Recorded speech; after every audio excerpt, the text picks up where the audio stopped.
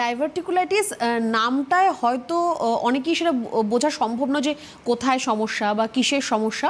এটি আমাদের যে লার্জ ইন্টেস্টাইন যেটি রয়েছে, মানে বৃহদন্ত্র যাকে বলা হয় বা কোলন যাকে বলা হয়, তার একদম নিচের অংশের দিকে একটা পাউচের মতো, পাউচ মানে একটা পোটলার মতো একটা অংশ রয়েছে, সেটাকে ডাইভার্টিকুল বলা হয়।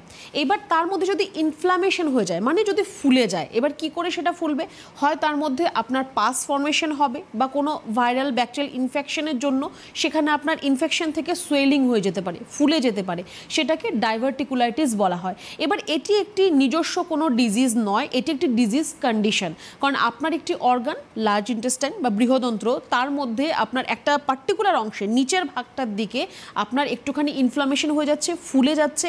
এবার এর থেকে আপনার কিছু সিমটমস দেখা দিতে পারে, যেরকম আপনার নজিয়া হওয়া, মানে গা গোলানো যেটাকে বলা হয়, বা একটু টেম্পারেচার, বডিতে একটু আপনার জ্বর ভাব একটু অনুভব হওয়া, লোয়ার অ্যাবডোমেন পেন, ঠিক আমাদের বাঁদিকের সাইডে, বাঁদিকের লোয়ার অ্যাবডোমেনে আপনার একটা ব্যথা অনুভব হতে পারে, শক্ত হয়ে থাকবে ওই জায়গাটা, টেন্ডারনেস থাকবে, যে জায়গায় ব্যথা হচ্ছে আপনি হাত দিলে আপনি অনুভব করবেন যে ওই জায়গাটা একটু শক্ত হয়ে আছে আপনার।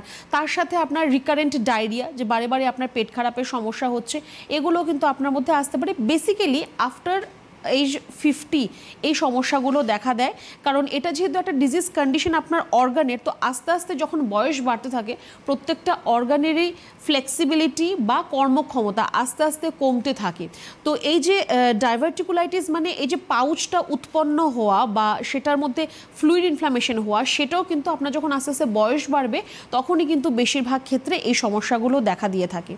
এবার এর কেন এই সমস্যাটি হচ্ছে? অতিরিক্ত পরিমাণ যদি আপনি স্মোকিং করেন বা যদি অতিরিক্ত পরিমাণ অ্যালকোহল কনজাম করেন, ফাইবার জাতীয় খাবার যদি আপনার খাদ্য তালিকায় কম থাকে বা ভিটামিন জাতীয় খাবার যদি আপনি কম খান, তাহলেও কিন্তু আপনার এই সমস্যাগুলো আপনার শরীরের মধ্যে আসতে পারে।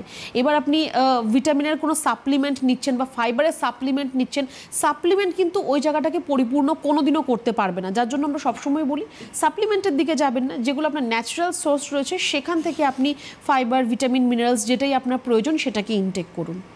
একদম। এবার আপনারা